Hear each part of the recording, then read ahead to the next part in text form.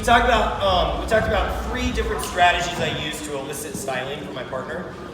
Giving her a simple, repetitive motion that she can embellish, giving her a really slow motion that she can add a lot to, or leading an incomplete sentence that she can finish in a way that at least slightly resembles what I would have done originally.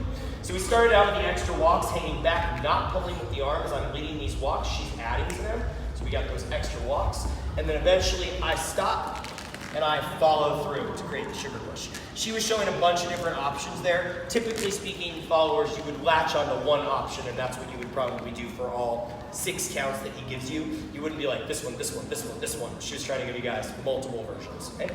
Then we did a very slow outside turn. 1, 2, 3, 4, 5, 6, 7, 8, right? And on both of those, here's what we don't want to see. Completely basic walks. Completely basic, super slow turn. Yeah, that's technically speaking what I'm leading, but it's not what I want. I want you to see what else you can do while doing that slow turn, or while you're doing the extra walks. Then we did a sugar push with an inside turn, but my lead slowed down and trailed off, left a gap that she finished, ultimately doing something similar to what I would have led in the first place, right? She still ultimately did an inside turn and ended up back where she would have been.